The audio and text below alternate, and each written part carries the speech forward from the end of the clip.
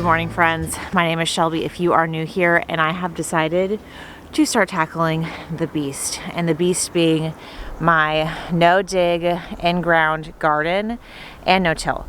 So that means, as a result, and also on top of the fact that we do not have any heavy, expensive machinery, I have my work cut out for me. I've got to pull out all of these old T-posts, which was used for my tomato trellises. I'm going to do a whole new tomato trellis in the spring. I've got to pull out a lot of these weeds and get a ton of mulch laid down. So my goal, my garden goal, is to get everything ready before the springtime comes around. With it being October still, I definitely think I can achieve that goal if I stay persistent. Now, I do also have a baby coming in the spring, so this goal is extra important to me because I want everything to be just perfect, and all the seeds sown, the gardens mended and tended, whatever you want to say, before my baby gets here. So now I'm out here officially getting this project started, which is probably the hardest part for me, is actually just starting a project. Once I have started, I will not stop. Let's get started.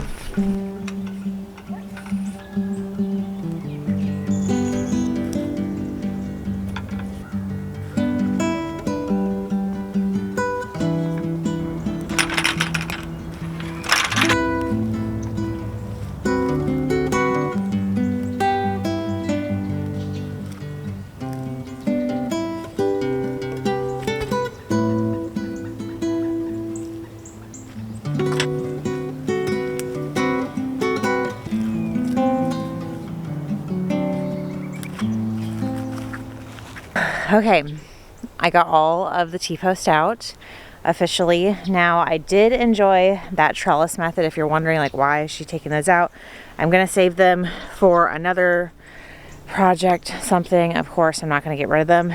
My ultimate plan is to build some type of wooden structure that is a little bit more presentable. That was a really great quick fix, I would say, for when I wanted to have like a ton of trellises for my in-ground garden. I would recommend it for that. I did see this video from an Amish creator who has a similar setup, but it is with wood, and it just looks a little bit easier to maintain. So that is my ultimate goal and why I'm getting rid of the T-posts. So now I need to start pulling out these huge weeds that have started to sprout up all over the place, and this freaky flower that what kind of, like a berry type thing. I hope I don't get an allergic reaction from touching any of these. So on to the next thing.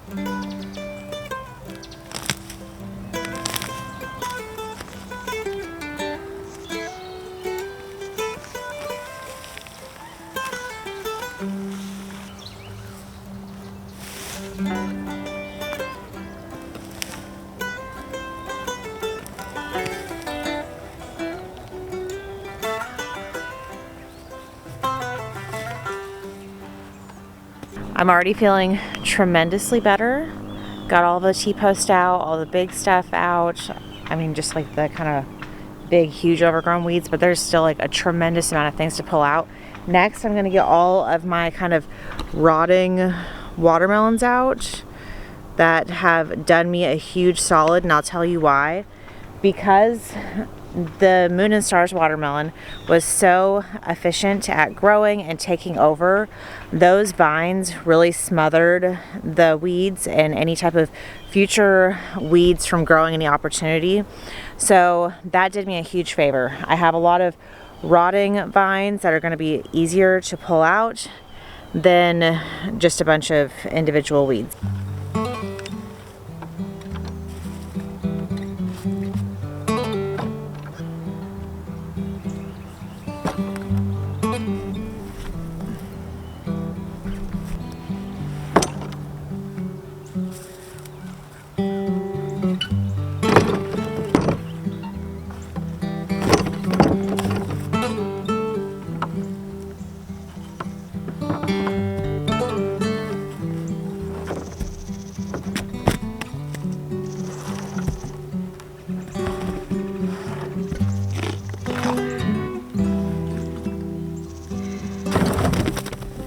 Most all of the watermelon have been collected. They are pretty much no good at this point. I cut into a large one the other day and it looked like it was fermenting from the inside out and just preparing to kind of bust open and explode. And all of these, for the most part, are probably going to be the same way. But overall, it was a pretty good watermelon harvest. I harvested a whole bunch of big ones before this that you guys did not see. So if you are looking to grow like a super low maintenance watermelon variety, the Moon and the Stars, 10 out of 10. I'm absolutely amazed by how great that variety produced. I had, I don't know, probably like 30 or more watermelon through the whole entire season. So now I've got to get pulling on as many weeds as I can handle while pregnant before I have to tap out.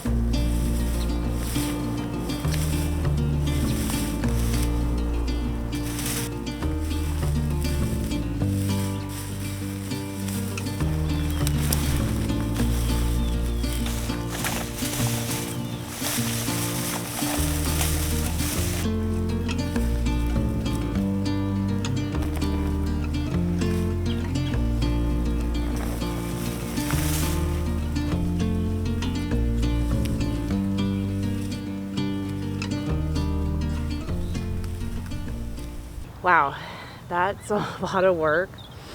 It may not look like it, but I really do feel like I've gotten so much done today. And honestly, just chipping away like 45 minutes or so at a time over the course of a few weeks, this is gonna be done, no problem. My biggest issue is the grass. So everything else is super easy to manage and pull out. Although it looks like a lot, it really isn't too bad. The grass is the biggest beast to tackle. I find personally the only way that I can control grass is by just heavy mulching. Now this particular bed that I'm in right now is just never been a bed that I have been able to get a hold of and manage.